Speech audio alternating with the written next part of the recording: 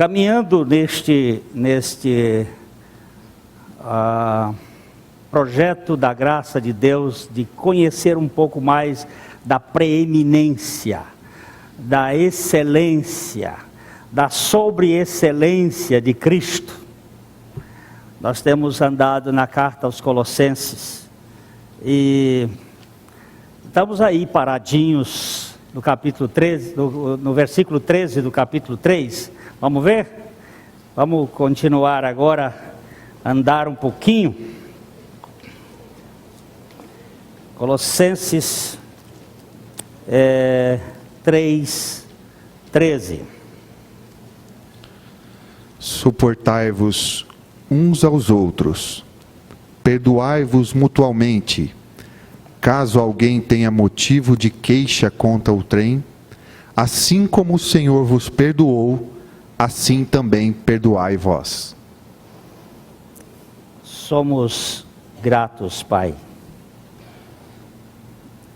pela Tua infinita graça, misericórdia e amor, que jamais poderão ser matéria de nossa conquista.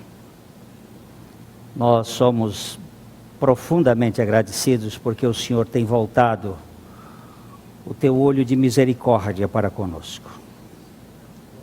E nesta oportunidade, quando estamos reunidos no nome do Senhor Jesus, nós te pedimos que Tu nos esvazies completamente, a todos nós.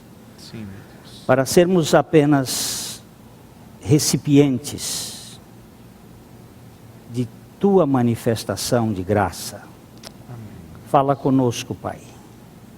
Nós somos agitados, nós somos preconceituosos, nós somos cheios de sabedoria. Esvazia-nos. Oh Deus. Doma a nossa mente. Sim, meu Deus. Com o poder do Teu Espírito Santo. Sim, Senhor. E fala-nos pela Tua palavra e pelo Teu Espírito. No nome de Jesus. Amém. Amém. Suportai-vos uns aos outros, perdoai-vos uns aos outros, assim como, no caso de alguém ter motivo de queixa contra outro, assim como o Senhor vos perdoou, perdoai vós. Então nós, domingo passado, começamos a verificar que existe um perdão para nós. Nós temos que nos perdoar. Nós temos que perdoar o outro, assim como Cristo nos perdoou. Muitas vezes, nós conseguimos perdoar o outro, mas não conseguimos perdoar a nós mesmos. Nós somos até capazes, em determinado momento, de soltar o cabresto que prende a vida do outro, porque estamos numa posição de destaque, de distinção como perdoador. Mas quando nós temos que nos perdoar,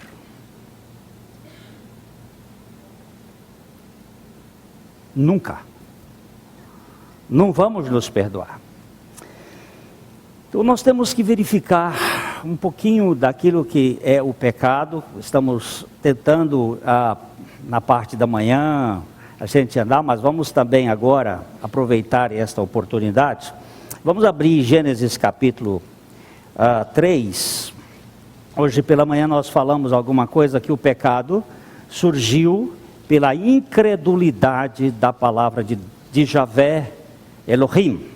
Falamos que Javé Elohim é a segunda pessoa da Trindade, e que ele havia falado ao homem que não comesse da árvore da ciência do bem e do mal, e por incredulidade veio a desobediência. A desobediência é um ato concreto, mas a incredulidade é uma atitude atitude subjetiva. Primeiro houve uma incredulidade de que aquela palavra de Deus merecesse o crédito do homem. E dali, daquela incredulidade, procederam as outras atitudes, ou os outros atos. Então, o pecado surge num conflito dos desejos. Havia uma vontade de Deus e um desejo humano. Vamos ler capítulo 3, versículo 6 de Gênesis. Vendo a mulher que a árvore era boa para se comer, agradável aos olhos e árvore desejável para dar entendimento, tomou-lhe do fruto e comeu, e deu também ao marido, e ele comeu. Hoje de manhã nós perguntamos, por que a mulher, tendo comido primeiro, não foi responsabilizada pelo pecado? Se ela foi quem saboreou primeiro do fruto, foi ela quem transgrediu primeiro. Se foi ela quem transgrediu, e se o pecado é uma transgressão, por que ela não é a culpada, e sim o homem?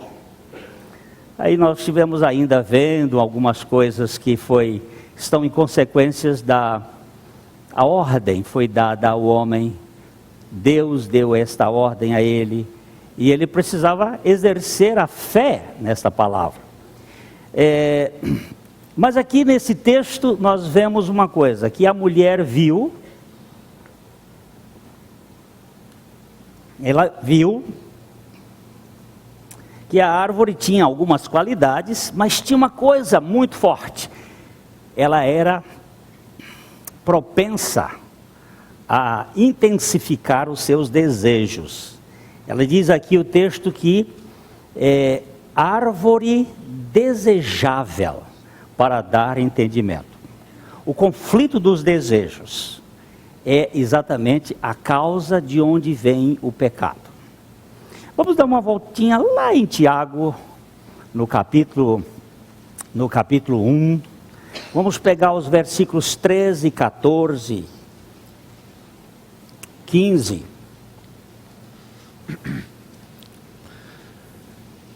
Ninguém, ao ser tentado, diga, sou tentado por Deus, porque Deus não pode ser tentado pelo mal, e Ele mesmo a ninguém tenta.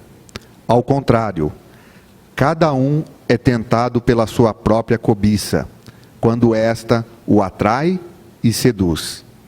Então, a cobiça, depois de haver concebido, dá à luz o pecado, e o pecado, uma vez consumado, gera a morte.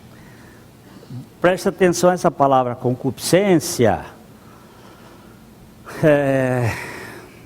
desejos, cobiça, esse desejo profundo, esse desejo irrefreável, até a nossa vontade fica submissa a esse desejo. Desejo e vontade não são a mesma coisa. Já falamos isso em outras ocasiões. Os desejos estão muito ligados aos sentimentos da alma, corpo. Eu tenho, por exemplo, eu quero emagrecer e minha vontade está querendo emagrecer, mas o desejo por comer aquela comida fica mais forte do que minha vontade, e eu vou de noite, na ponta do pé, até a geladeira e dou aquele ataque, né? Que é uma questão do desejo insopitável, que você não consegue dominar, e vai lá e crau. Estes desejos é um conflito que existe dentro do ser humano, nós todos carregamos este conflito. O apóstolo Paulo diz lá assim, eu quero fazer o bem, mas este bem que eu quero fazer eu não consigo, e o mal que eu não desejo fazer, esse é exatamente o que eu acabo fazendo. É o conflito dos desejos e gera então esta atitude do pecado.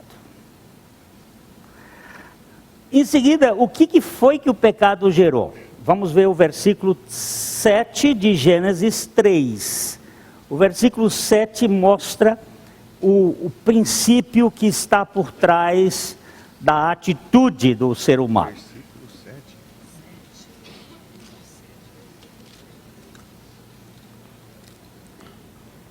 Não. 3:7. 3:7. Abriram-se então os olhos de ambos, e percebendo que estavam nus, coseram folhas de figueira e fizeram cintas para si. Aqui tem um princípio muito interessante.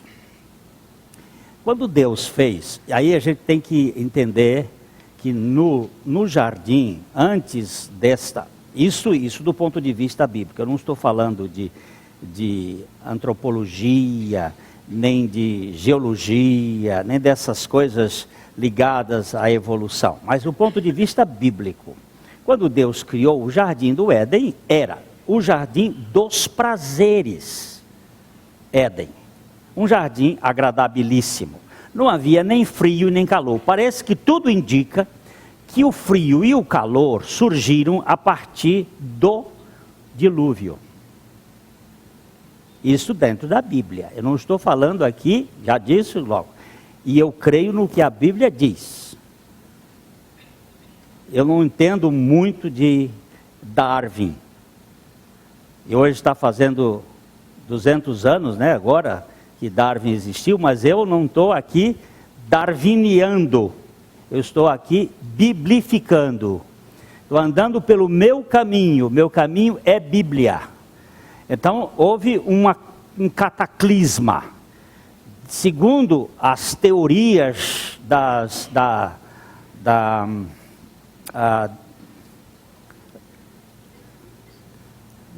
placas tectônicas, a Terra tinha um almofadado de água ao redor. E quando houve aquele vazamento das águas que vieram de baixo para cima no dilúvio, estas águas caíram, subiram a 80 quilômetros de altura, segundo os estudiosos desta teoria, caíram sobre a terra e formaram, da Pangeia, formaram os continentes, e essa terra ficou aí formando. Então houve um deslocamento da terra do seu eixo. Olha, isso é possível, porque a tsunami, aquela tsunamizinha que houve ali na Indonésia, mexeu no eixo da terra. Estão contando aí que houve uma mexidinha. Agora, um negócio monstruoso desse não ia mexer, e deu uma transtornada, e a terra mudou de posição, e aí criou esse negócio de frio e tal. É uma explicação. Eu sei que antes o Jardim do Éden não precisava de ar-condicionado. Era um lugar paradisíaco, por isso não precisava de roupa. O casalzinho estava bem à vontade no jardim do nudismo, sem vergonha, não é que eles eram sem vergonhas, sem vergonha, sem medo, sem nenhuma conotação de maldade. Vamos ler o capítulo 2, verso 20 e 25.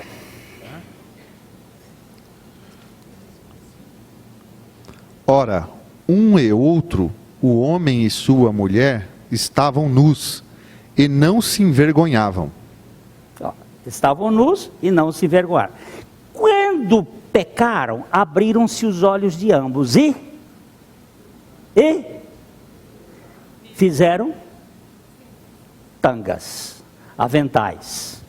Começou o processo do mascaramento. Nós começamos a viver a história da máscara. Aquela velha poesia, se o espírito que chora visse através da máscara da face, quanta gente que inveja agora nos causa, então piedade nos causasse. Se o espírito que chora visse através da máscara da face, quanta gente que piedade, que inveja nos causasse, então piedade nos causasse. Eu olho para a cara desse menino aqui e vejo uma carinha de anjo. Mas ele é que sabe a coisa que está lá dentro. Nós passamos a vestir máscaras de bonzinhos, máscaras de bom moço, máscaras de santidade, que são as criações da nossa impressão pública. Nós queremos ter um bom nome perante os outros, que as pessoas nos considerem. E aí vestimos a roupa da hipocrisia. Por quê? Porque nós não somos exatamente aquilo que nós parecemos que somos. Então, este caminho de máscara leva a um processo. Deus vem atrás do homem. Deus, Ele é aquele que nos quer para Ele. Ele nos fez para Ele. E Ele nos quer para Ele. Então Ele vem atrás, chega lá, encontra o casalzinho atrás da moita, escondido, vestindo a sua tanguinha e lá encolhidinho. E ele pergunta: escuta, onde é que vocês estão? Aí vem aquela conversa. Vamos dar um pouquinho da conversa.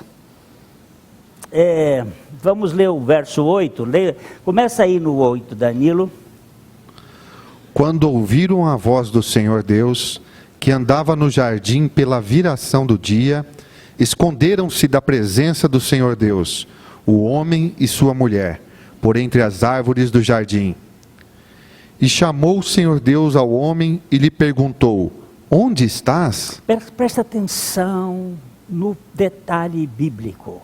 Não chamou o Senhor Deus aos dois. Chamou o Senhor Deus ao homem.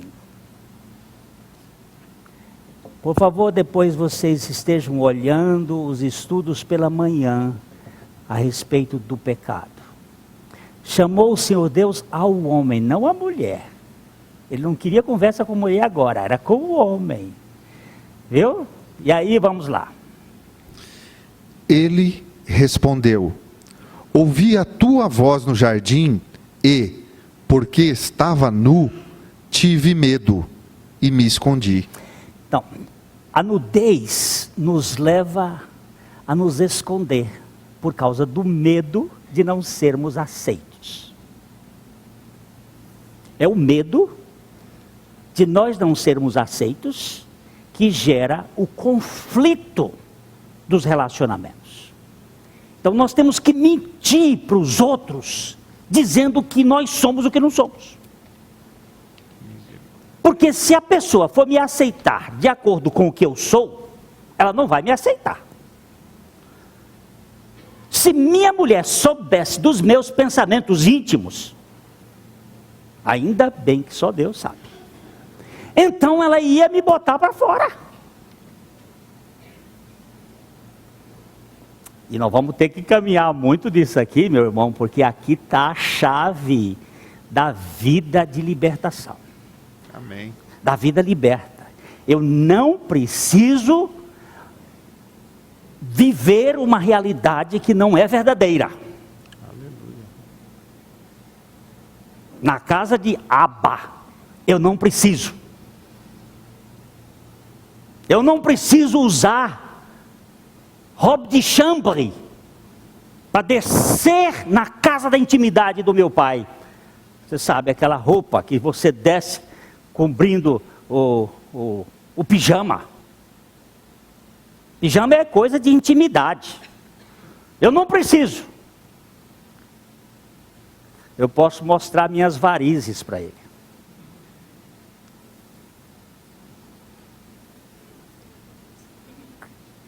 Isso é lindo. Isso é muito profundo. Então, a mulher, Adão, onde é que você está? Vamos lá, continua, Danilo. Perguntou-lhe Deus: quem te fez saber que estavas nu? Comeste da árvore que te ordenei que não comesses? Então disse o homem: a mulher que me deste por esposa, ela me deu da árvore, e eu comi. Ah, safado. Mas essa safadeza pertence a todos nós. Hã? Nós temos que achar um álibi a cada instante para a nossa fraqueza, para o nosso fracasso, para nosso erro. Olha só, ele já aqui colocou a questão de... como é que você sabe que você estava nu? Como foi isso aí? Você comeu da árvore? Ele disse, olha, bem que eu estava bem lá no jardim sozinho, mas o senhor inventou mulher. E depois dessa invenção eu entrei nela. E ela me deu da árvore e eu comi. Como é que nós chamamos isso aqui? Transferência de responsabilidade.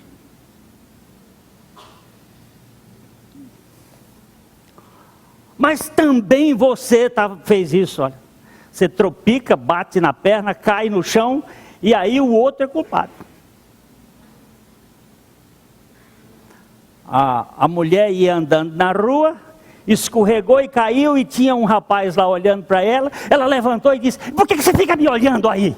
Como se fosse o trupicão dela, fosse porque o outro estava olhando. Bem que podia ser, faceirou demais na hora, e aí escorregou. Mas o outro que estava lá foi culpado. Por que o outro tem que ser culpado?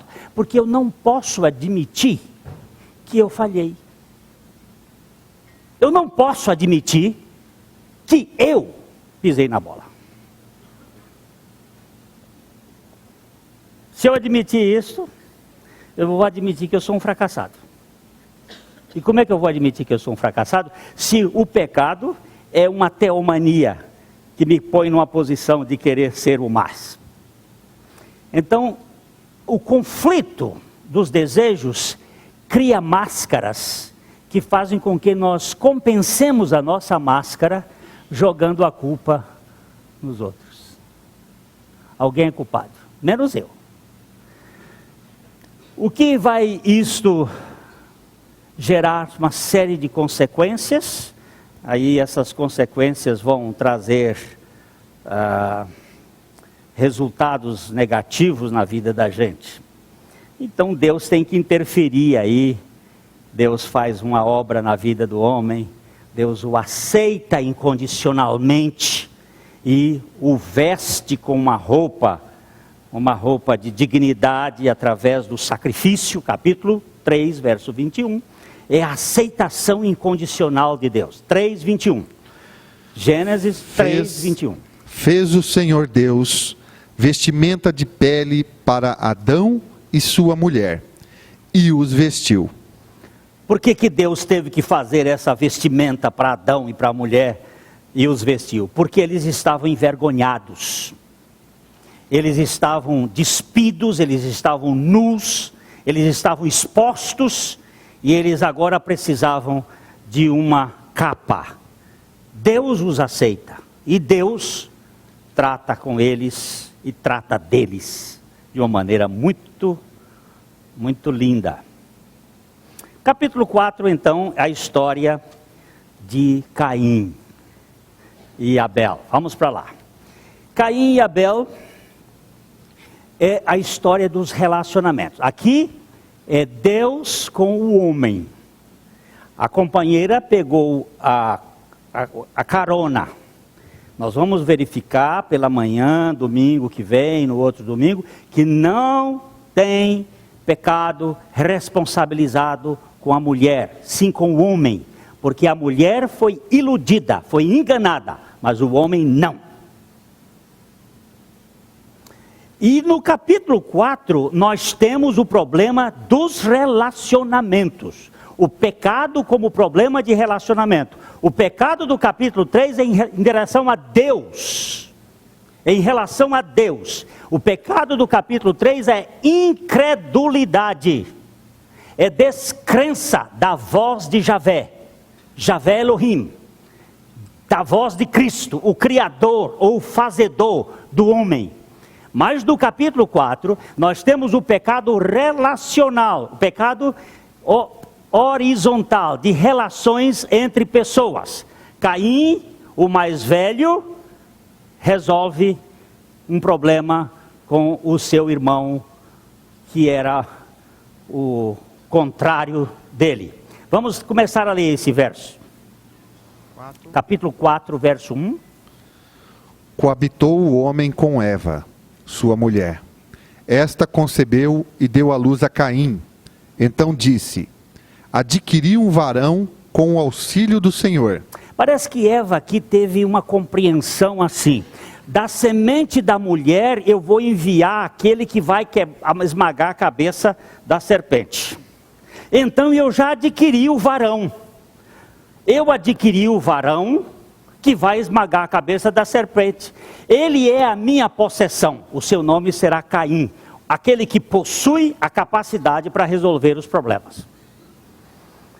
O possuidor. Caim é uma aquisição do homem. Adquirir. Aquilo que você adquire, aquilo que você consegue, você quer mérito para você. Aquilo que você recebe como um presente, você não pode requerer reconhecimento, porque foi uma dádiva. Veja bem como é que o versículo 2 diz. Depois deu à luz a Abel, seu irmão. Abel foi pastor de ovelhas e Caim lavrador.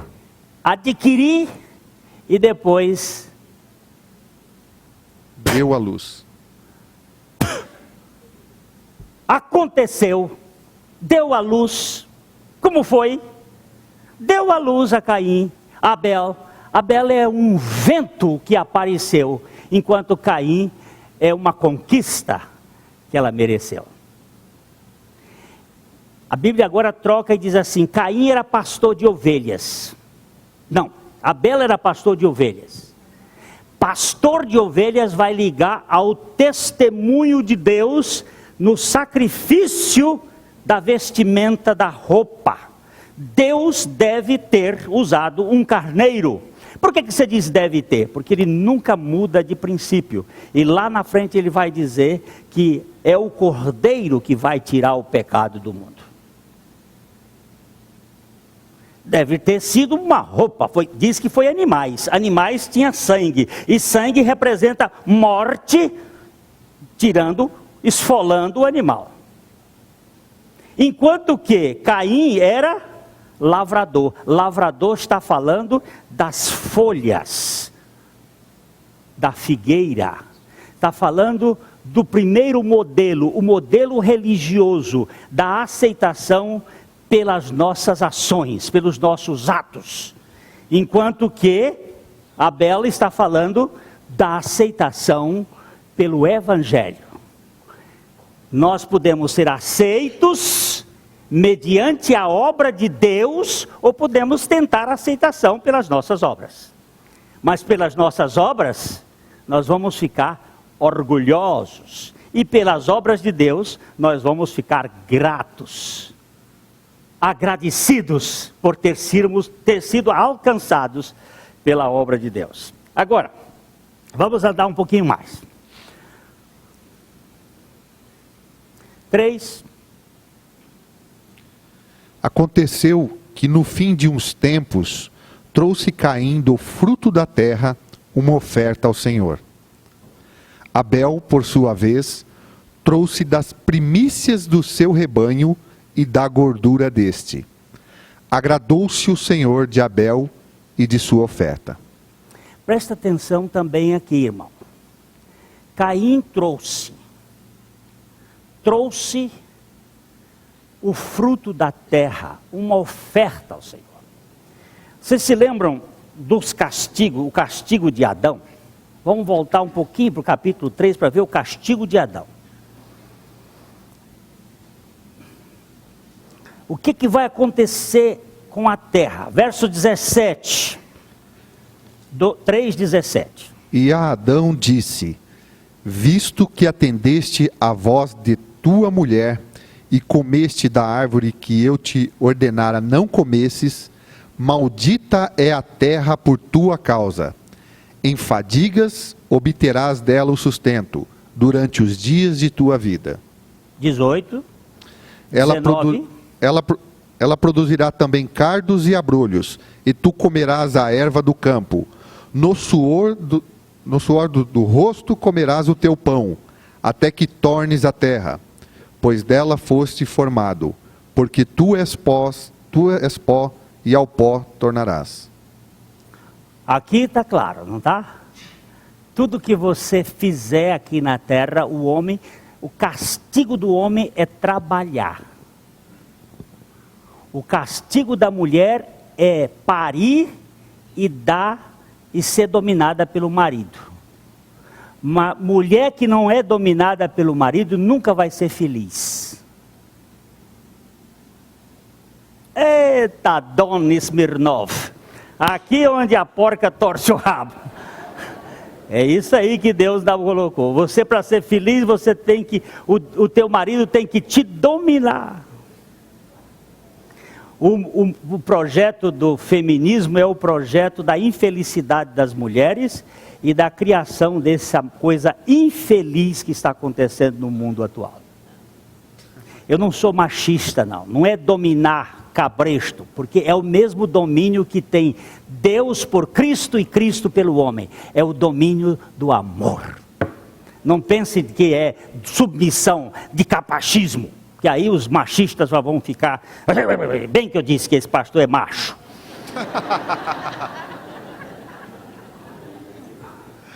Mas não é assim não, meu irmão, não é assim não.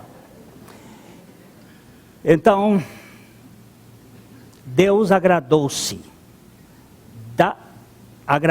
de Abel e da sua oferta. Por que Deus agradou-se de Abel e da sua oferta e não agradou-se de Caim e da sua oferta? Porque a oferta, primeiro, porque Abel seguiu pela fé. Como é que você sabe disso? Hebreus vai dizer, pela fé, Abel ofereceu melhor sacrifício do que Caim. E o que significa ir pela fé? Ir pela palavra de Deus. Porque a palavra de Deus é quem gera fé. A fé vem pelo ouvir, e o ouvir da palavra de Deus. Se Caim fez pela fé, é porque ele fez pela palavra, Abel fez pela palavra de Deus, mas Caim fez pelo moto próprio. Foi o primeiro a usar moto Honda. Andou por conta própria, moto Honda, aí na Honda dele, a Honda foi a coisa que ele fez. O quê? Eu fui por moto próprio. Pois é, você tinha que ir pela receita de Deus. Se você fosse pela receita de Deus, você seria aceito. Agora, irmãos, veja bem. Vamos um pouquinho mais. O que acontece logo que Deus não aceitou a Caim e a sua oferta? Não se agradou de Caim e da sua oferta. Verso 6. Então lhe disse o Senhor: por que andas irado? E por que descaiu o teu semblante? Se procederes bem, não é certo que serás aceito? Se todavia procederes mal, eis que o pecado jaz à porta. O seu desejo será contra ti, mas a ti cumpre dominá-lo. O que acontece quando uma pessoa fica magoada com outra? Pecado jaz à porta. O que acontece? Hein?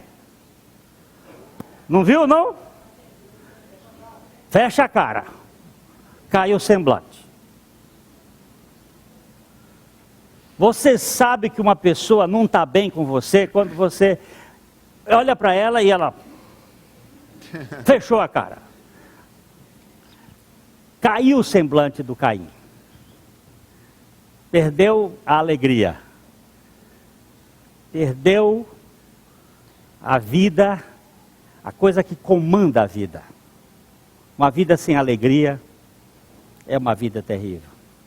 Caim caiu o semblante e logo Deus, o Senhor Deus chegou para ele e disse: o que aconteceu com você, seu Caim? O que foi que aconteceu com você? Se você fizer certo, não é certo que você será aceito? Se você chegasse e fizesse do jeito que manda a palavra, você não vai ser aceito? Mas se você fizer errado, tem uma segunda chance para você. Sabe onde é que está? A ovelha está bem aí deitada na tua porta. A ovelha do pecado, aquele que é o substituto, está aí. Cumpre a ti ir lá, pegar, oferecer e você vai ser livre. Você está aí com o perdão deitado na tua porta. Mas quem é cheio de si, não se perdoa por ter falhado. Como é que eu fui falhar? Afinal de contas, eu sou quase Deus. Sou quase perfeito. Como foi que eu fui falhar? E quem diz que o cara se perdoa? E agora ele vai viver o drama entre a ovelha do pecado e o irmão que ele tem nos olhos diante agora. Eu tenho que pegar esse cara que foi aceito e eu não fui. Eu não sei porque que ele foi aceito. Ele não é melhor do que eu. Eu vou pegar esse cara. Vamos mandar mais um tiquinho? Pode ir. Disse Caim a Abel, seu irmão: vamos ao campo. Estando eles no campo... Olha que conversinha boa. Vamos passear no campo. Vamos ao campo, maninho. Vambora. Estando eles no campo, sucedeu que se levantou Caim contra Abel, seu irmão, e o matou. Sabe que alguns estudiosos da Bíblia que usam detalhes, diz que esse o matou, o sentido da palavra é matou como se mata um animal. Como se mataria o cordeiro. O matou.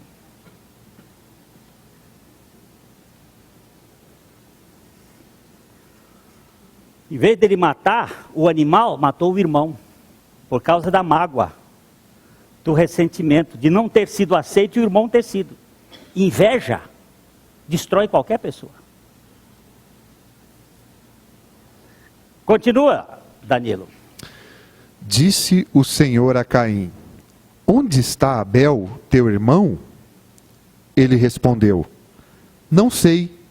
Acaso sou eu tutor de meu irmão? Ó, ainda é mal criado. Você vai reparar que toda pessoa que está com culpa, ela é irritada, nervosa e joga coice. E por acaso eu tenho que ser preceptor e cuidar desse meu irmão? Não sei. Aí aparecem as mentiras, aparecem os problemas de negação, e aí, não sei, e eu não vou me importar com isso, porque eu não sou. Quando você começar a conversar com a pessoa e ela começar a escoiciar, lembre-se, tem farinha podre no saco. Tem farinha azeda. Pode saber que tá, estragou. Vamos para frente mais. E disse Deus: que fizeste? A voz do sangue de teu irmão clama da terra a mim. Guarde bem que sangue fala. Não adianta você matar porque o sangue fala. Ele grita. Teve um caso muito clássico lá no Nordeste, lá no Pernambuco, que um vaqueiro matou o outro vaqueiro. E jogou o corpo dentro do Rio São Francisco. E as piranhas comeram o corpo do defunto.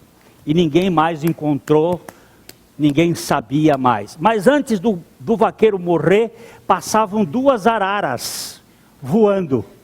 E o cara que estava sendo morto disse: essas araras servirão de testemunho. Anos se passaram. O criminoso estava em Petrolina, lá em Pernambuco. Passaram 2 araras voando e ele disse: as araras do crime. Porque foi falar, rapaz. Alguém estava pensando: que crime? E ele entrou em contradição e aí foi pá. Olha, pegaram ele. Sangue fala. Sangue escuta. Você pensa que pega, mas o sangue está falando. O sangue de Abel está lá te escutando. Ele já veio aqui no céu. Porque sem sacrifício não há perdão de pecado. Sem sangue não há perdão. Olha. Vamos lá mais embaixo um pouquinho. És agora, pois, maldito por sobre a terra, cuja boca se abriu para receber de tuas mãos o sangue de teu irmão. Primeiro Deus amaldiçoou a terra por causa do homem. Agora ele amaldiçoou o homem por causa do sangue na terra. Por causa disto, Caim, você é maldito por sobre a terra. 12. Quando lavrares o solo, não te dará ele a sua força.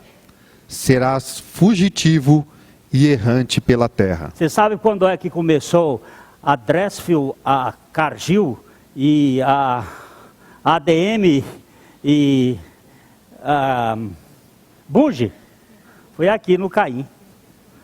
Porque a terra começou a enfraquecer e precisa botar adubo.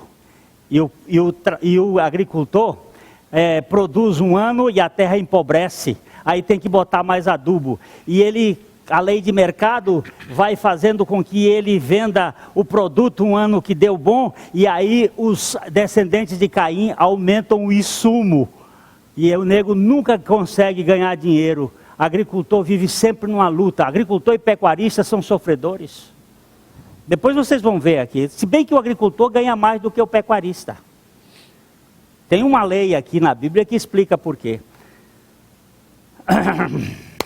E agora, meu caro, olha só, você vai verificar uma sequência de fatos muito interessantes. Então, disse Caim ao Senhor: é tamanho o meu castigo que já não posso suportá-lo. Eis que ele não disse é tamanho o meu pecado, ele agora já estava pegando a consequência. Eu não vou conseguir suportar. Vamos lá agora. Eis que hoje me lanças da face da terra, e da tua presença hei de esconder-me. Serei fugitivo e errante pela terra. Quem comigo se encontrar, me matará. O Senhor, porém, lhe disse: assim, qualquer que matar a Caim, será vingado 7 vezes. E pôs o Senhor um sinal em Caim, para que não o ferisse de morte, quem quer que o encontrasse. Retirou-se Caim da presença do Senhor e habitou na terra de Nod, ao oriente do Éden. Muito bem. Então vamos parar um pouquinho aqui só para fazer alguma consideração.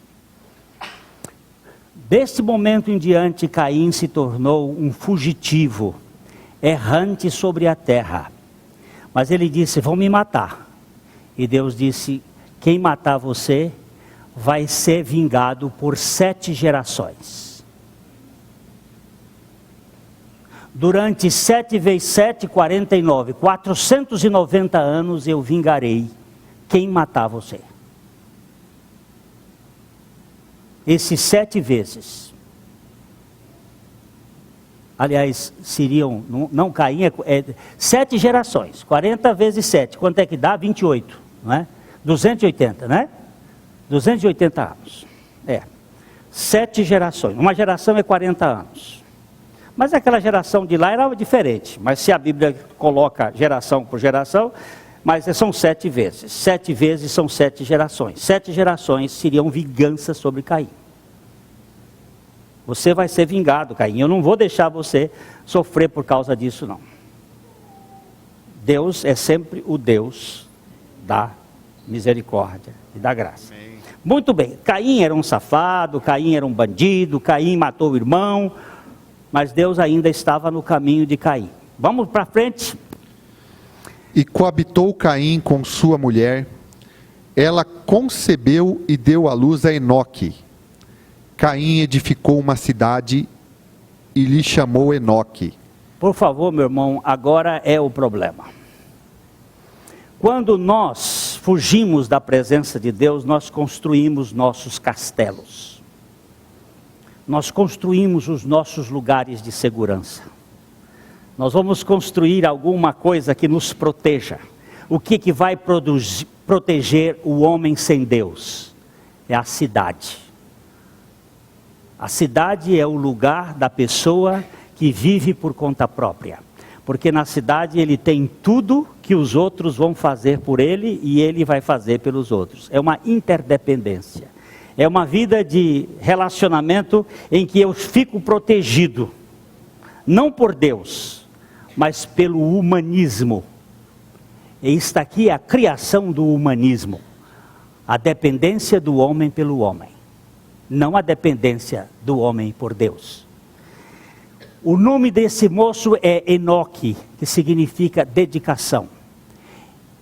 Enoque aparece nas duas listas dos filhos dos homens e dos filhos de Deus.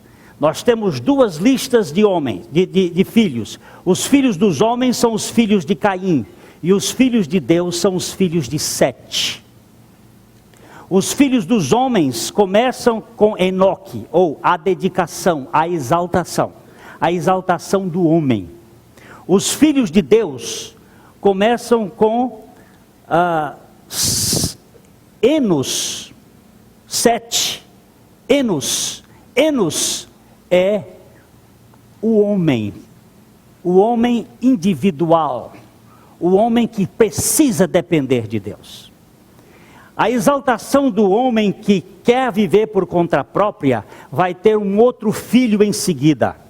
Vamos ver como é que chama o outro filho, o filho de Enoque. A Enoque nasceu-lhe Irade. Irade gerou a Meujael. Meujael a Metusael. E Metusael a Lameque. Presta atenção aqui, queridos. Caim, o possuidor, o possessivo, gerou um filho dedicado a ele mesmo, que gerou um filho Irade, o fugitivo que foge da presença de Deus, que gera um filho ferido, magoado, porque Deus não está nesse negócio, que gera um filho que quer ser Deus, Metusael, que gera um filho que quer ser poderoso, Lameque. Esses nomes aqui estão dizendo assim, olha aqui, Caim é o poderoso, é o possessivo, que quer dedicação exclusiva, e que fugindo de Deus, se torna um ferido, e como ferido, ele se torna aquele que quer ser Deus, para ser poderoso. E aí ele começa a fazer um bocado de filho. O Lameque é o gerador de uma turma. Jubal, Jabal e Tubal-Caíme. Jubal, o criador de boi. Jabal, o criador de boi. Jubal, o professor de música.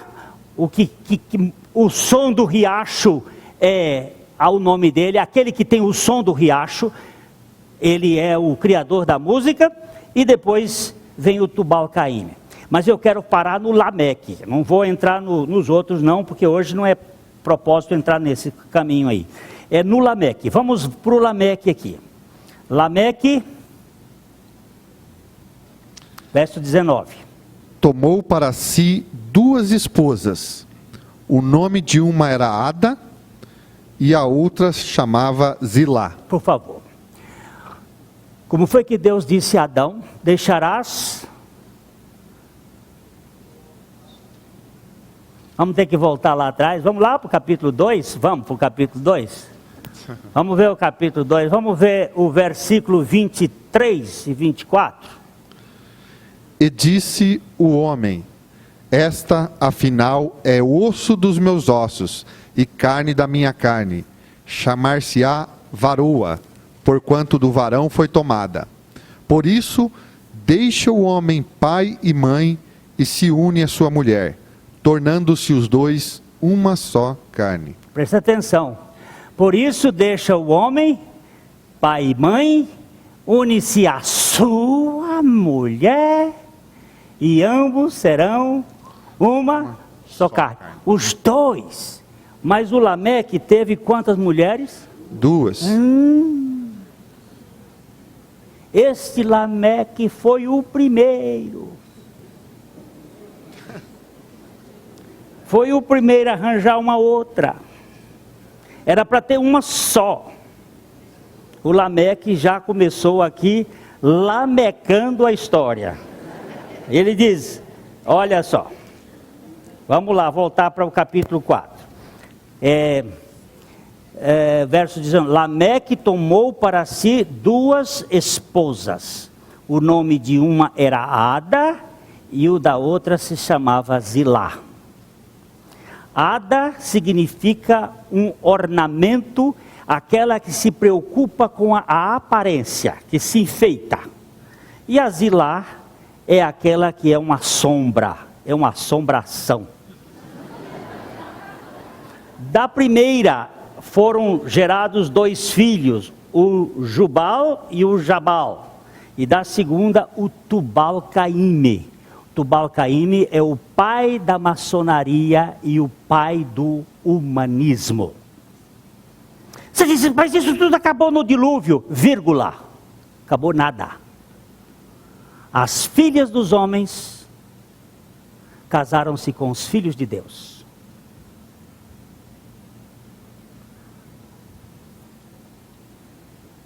Acabou nada. As filhas dos homens são as filhas de Caim, as descendências de Caim. E as mulheres dos filhos de Noé eram casadas com 3 mulheres que nós não podemos afirmar categoricamente que elas todas fossem das filhas de Deus.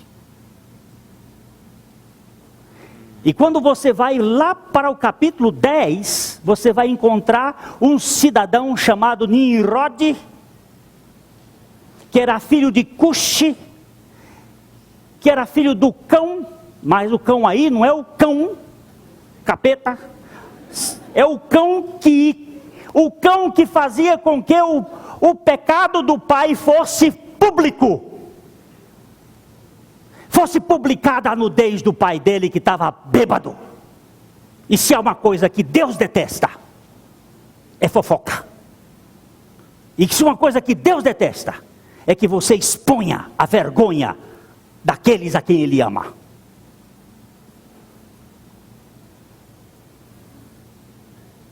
Você não pode, e nem eu, botar para fora a vergonha de uma pessoa. Se você não puder cobrir, que você se cale.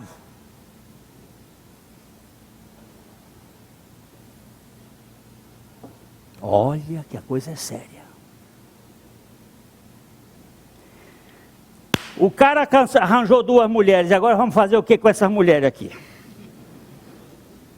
E esse cara era valente. Um dos filhos dele, o Tubal-Caíme, é o fazedor de faca. É o homem que mexeu com metal. É o cara que fez os projetos da guerra. O Jubal era cara de flauta, de órgão. E o Jabal era camarada que construía tendas e possuía gados, não ficava parado, era um ciganão. Mas veja bem o que aparece no verso 23. E disse Lameque às suas esposas, Ada e Zilá, ouve-me, vós, mulheres de Lameque, escutai o que passo a dizer-vos. Matei um homem porque ele me feriu, e um rapaz porque me pisou. E agora? Quem é esse poderoso aqui? Esse poderoso é um ser que quer ser Deus, que está ferido, que vive fugindo da presença de Deus com uma máscara. É um fingidor. Quando alguém me fere, eu mato. E quando pisa no meu pé, eu mato. E agora, como é que vamos fazer? Vamos fazer com esse cara aqui. Esse é um enraivecido, é um temperamental. E agora ele diz assim: 7 vezes se tomará vingança de Caim, de Lameque, porém 70 vezes 7. Ele botou uma conta agora. Ele disse que se Caim tem que ser 7 vezes, comigo tem que ser 70 vezes 7.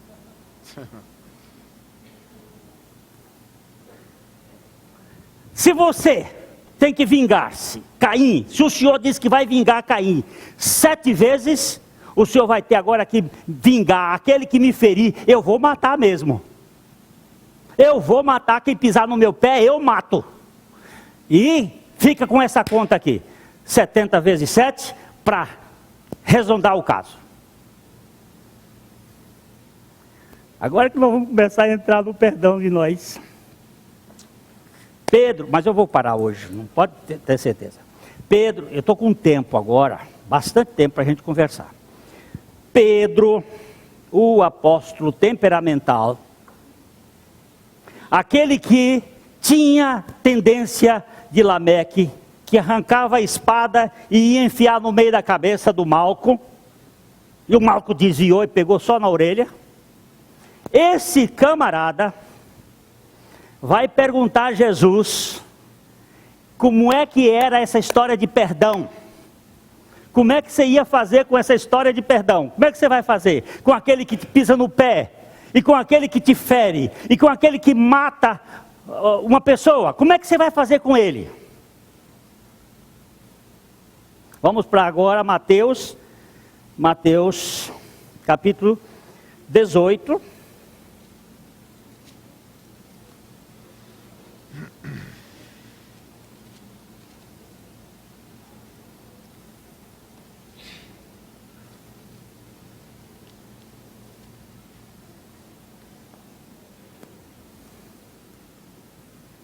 Mateus 18, 21, 22. Então Pedro, aproximando-se, lhe perguntou: Senhor, até quantas vezes meu irmão pecará contra mim e eu lhe perdoe? Até 7 vezes? Respondeu-lhe Jesus: Não te digo que até 7 vezes, mas até 70 vezes 7. Onde foi que Jesus foi buscar essa conta? Lá na casa de Lameque.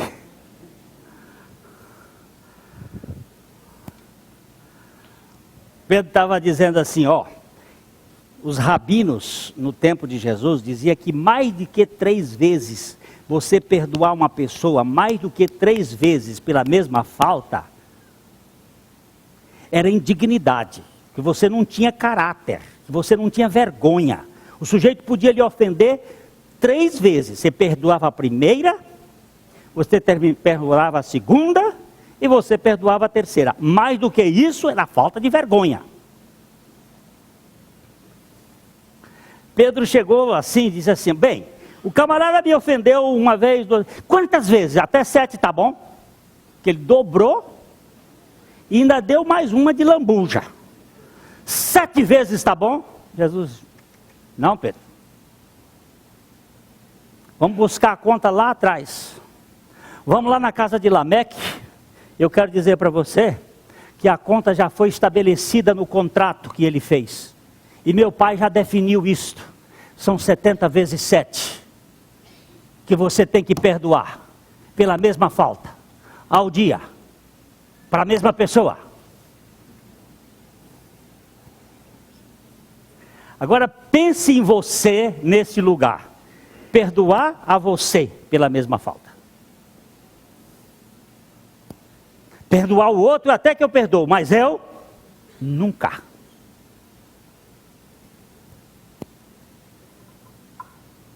nunca eu me perdoo. E agora? O que nós vamos fazer? Se Deus me perdoa, eu não consigo me perdoar.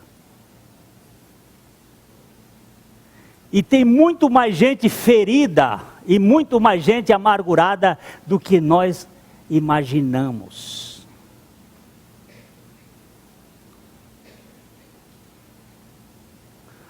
Eu posso contar uma historinha a mais? Pode. Eu era menino. Às vezes a gente não sabe aquela história que diz assim: expurga-me tu dos que me são ocultos, e da soberba guarda o teu servo, para que ela não se torne senhora de mim. Expurga-me tu dos que me são ocultos. Expurga-me tu dos que me são ocultos. O que está me oculto? Menino bobo lá do Piauí, nunca tinha visto. E eu vou falar hoje publicamente porque o Senhor já me permitiu. Um irmão chegou com a esposa e foi dormir no quarto da minha mãe. Veio de fora. E o menino de manhã abre a porta do quarto, sem bater, porque era um besta ignorante. E levou uma bronca daquelas que envergonha até o cachorro do vizinho. Tudo ficou certo, nunca mais eu pensei no assunto, o assunto ficou resolvido e cresci. Um dia desse eu estou lá olhando diante do Senhor, digo: Senhor, eu quero que o Senhor traga à minha memória aquilo que está fazendo mal na minha vida. Eu quero que o Senhor expurgue da minha vida todas as prisões visíveis e invisíveis. Eu quero ser liberto.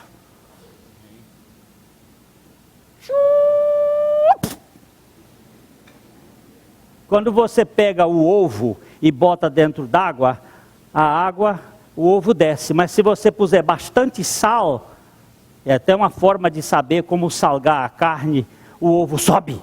E o negócio subiu. Quando subiu, eu vi que estava guardado no meu coração raiva contra o meu irmão. Um menino de 9 anos lá atrás. Nada fica fora do nosso subconsciente. Senhor, e agora? E agora, assim como Deus, como eu em Cristo lhe perdoei, perdoa. Porque esse assunto não tinha sido perdoado. Foi um dia de lavar pé. Foi um dia de purificação, de libertação. Senhor, eu não quero inventar pecado. Eu não quero ficar inventando coisa e caçando, ficar aí procurando em carniça o que não devo procurar. Mas o Senhor não deixa a carniça aí dentro de mim não, que eu não quero viver prisioneiro de pensamentos podres. Eu quero ser liberto. Eu quero viver na liberdade dos filhos de Deus. Perdoa, meu filho. Perdoa. Irmãos, a gente pensa que não tem coisas, mas tem coisas. Tem coisas que estão aí guardadas, retidas. Você às vezes nem imagina. Se você está de semblante descaído, se você vive choromingando, coitadinho de mim, é sinal de que tem coisa aí que nem...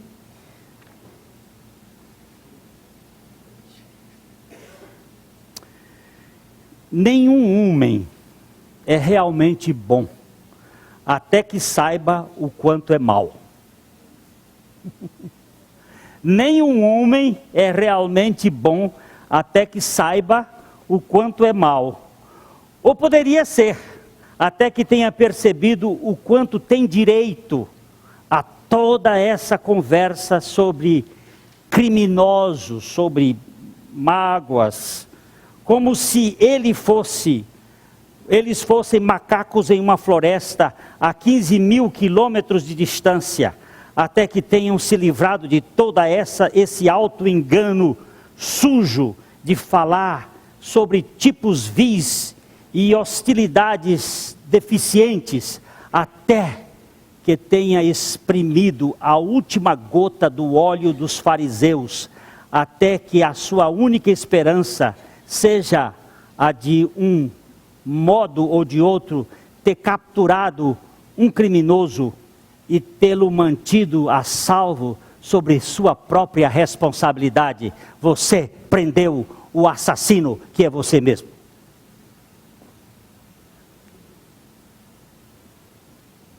Você ama todo mundo? Ah, eu amo. Você gosta de todo mundo? Você gosta daquele que pisou no seu pé? E você está disposto a perdoar a ele, assim como Deus em Cristo lhe perdoou?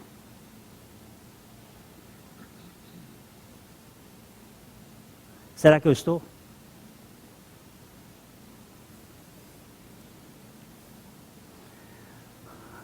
Quando eu fico criticando uma pessoa que Deus aceitou, que papel é este meu? Que papel é este? Senhor, o Lameque pisou no meu pé e me feriu. E o que eu vou fazer agora com esse Lameque? Domingo que vem nós vamos caminhar para baixo, viu? Nós vamos entrar na descida dos descendentes de Sete. Que os descendentes de Caim é de Caim a Caim. Tubal-Caim é retornando a Caim. É do poder à grandeza. A grandeza. Agora os descendentes de Sete de lá da restauração, do ressarcimento até o descanso em Noé. É um caminho lindo do perdão. Perdoa quem? Chico, você está perdoado, Chico. Pode pegar a sua carta de alforria e caminhar, meu filho. Boa viagem. Hoje um irmão me ligou e disse: Glênio, você me perdoa, por telefone. Eu não sei se ele está aqui hoje, mas ele me telefonou dizendo: Glênio, você me perdoa porque eu disse alguma coisa contra você. Eu disse: meu irmão, nós estamos perdoados em Cristo. Tudo que você disser de mal contra mim é a pura verdade. E tudo que você disser de bom contra mim, ou a favor de mim, pertence a Jesus Cristo. Por quê? Isso não é jogo de palavra, nem é diplomacia. Isto é verdade da palavra de Deus. Porque eu estou crucificado com Cristo e não mais vivo, mas Cristo vive em mim. É fato de fé. Então, o seu discurso de raiva, de mágoa, de sofrimento, de xingamento, é a verdade. Eu sou o pior. Eu sou esse criminoso aqui. Eu sou esse mal. Eu já descobri. E até Jesus descobriu quando o cara chegou e disse assim: bom mestre, por que me chama bom? Eu estou aqui numa situação de homem. E um só que é bom, que é Deus. Eu estou aqui nas minhas costas com um bando de ladrão, de assassino. Mas você está me xingando, pastor Glênio? Não estou não. Você e eu somos a mesma turma. E aqui na frente a turma é maior ainda. E você fica aí numa expectativa. Meu amigo, na casa de meu pai eu não tenho que fingir que eu sou uma coisa que eu não sou. Eu posso descer de chinelinho e dizer: pai, Zé Luiz é um cara velho, nojento, igualzinho a mim, mas fomos aceitos. Ei!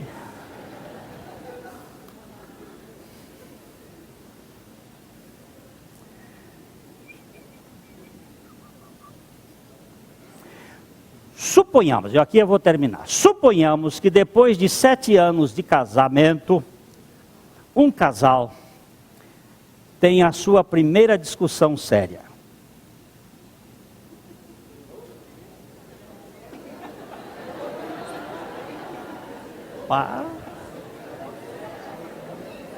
Suponhamos que depois de 7 anos de casamento, um casal tenha a sua primeira discussão séria. É que já houve outras que não eram sérias. Os ânimos se exaltam, as palavras hostis são trocadas, e um acesso de raiva. E neste acesso o marido dá um tapa na esposa, bate a porta e sai até o bar da esquina. Pede uma bebida, mas começa a refletir. Meu Deus, eu amo essa mulher. Ela é tudo para mim. Sem ela a minha vida perde o significado, perde a direção e o propósito. E eu estraguei tudo. Eu magoei a pessoa que representa mais para mim do que qualquer outra. O que eu estou fazendo aqui, Senhor, sentado? Cada minuto despedaçado nesta mesa de bar poderia ser gasto ao lado dela. Ele nem toca na bebida, paga a conta e corre pela rua subindo as escadas e com um coração despedaçado pela tristeza, desaba-se nos braços da sua mulher. E confessa. Esta é uma culpa sadia, centralizada no outro. Suscita constrangimento e o desejo de reconciliação, chamando-nos à plenitude da humanidade ao olhar na face com firmeza e sem desconforto. Olhar na face os deuses do orgulho, os deuses da arrogância, do egoísmo, da autopiedade. E aprendam de mim, diz o meu mestre, pois eu sou manso e sou humilde de coração.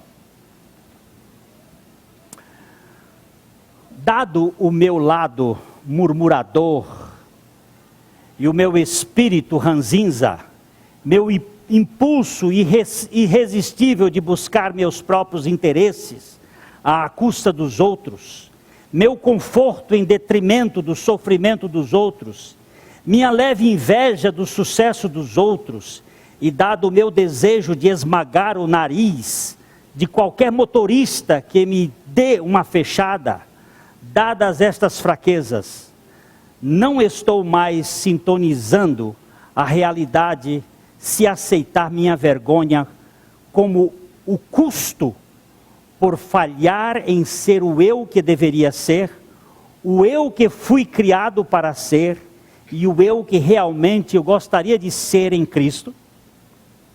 Isto é uma vergonha sadia, quando nós estamos nos exibindo a nossa fraqueza. Estamos muito perto da cura, quando nos permitimos sentir esta dor, esta vergonha, e sermos guiados por esta dor a fazer algo em relação a ela, confessando a nossa falta diante daquele que nós ferimos. Por outro lado, suponhamos que um marido entrincheirado na mesa do bar, rumine, aquele mesmo marido, eu afirmo ser um marido cristão, mas humilhei, eu insultei, eu caluniei, eu agredi fisicamente minha mulher, eu sou um presbítero na igreja, e as pessoas me olham como um modelo cristão de vida. Eu sou um maldito hipócrita. Ele pede 2 doses ao garçom, enche a cara. O que todos esses anos de igreja fizeram de mim? Nenhum milímetro sequer de paciência, nenhuma quantidade de compreensão. Eu sou um esgoto, eu sou um escroto, eu sou uma fossa. A festa da comiseração e a bebedeira continuam até que o marido desolado gastasse todas as energias e fosse levado bêbado para casa por alguém compassivo. Esta é a culpa doentia, a culpa egoísta, que desperta em nossas emoções para que misturem de maneira autodestrutiva e leve à depressão e ao desespero, tranca-nos em nós mesmos e ocupa o lugar da presença de Deus, do Deus compassivo, exigindo uma atitude crítica. Ela é exigente, esse tipo de culpa é exigente, é abusiva, é crítica, é repulsiva, é julgadora, é acusadora, é condenatória, é reprovável, é maledicente. Esta culpa é uma linguagem de impaciência, de crítica contumaz. As pessoas ficam chocadas e horrorizadas porque falharam. A culpa doentia se torna maior que a vida. É vista como o princípio e o fim. Nela, a imagem da história infantil do galinho vem à mente. A culpa se torna uma experiência na qual as pessoas sentem que o céu está desabando. A vergonha espiritual pode ser algo totalmente diferente. Quando nós nos colocamos diante de Deus e revelamos quem nós somos, porque fomos aceitos incondicionalmente por Cristo. Eu não preciso fingir. Eu tenho um Deus que me aceita. Nós começamos a olhar aqui o perdão a você mesmo. Chega diante do espelho e diz assim: ô safado, você é um amado de Deus. Para de querer ser o que você não é. E seja o que você é, aceito pela graça de Deus, porque essa graça é que vai mudar a sua vida. Não é o seu idealismo, não é o seu eu idealizado lá em cima, como se ele fosse uma coisa que você vai atingir. Jefão, você nunca vai atingir ser aquela pessoa que você quer, porque você é um crápula, safado, sem vergonha. Mas Deus te amou e Deus é capaz de mudar todas as intenções do seu coração, pela graça dele. Você não precisa fingir. Eu não preciso fingir. Nós não precisamos fingir. Ser uma coisa que nós não somos. Mas é difícil chegarmos diante do Senhor e reconhecer.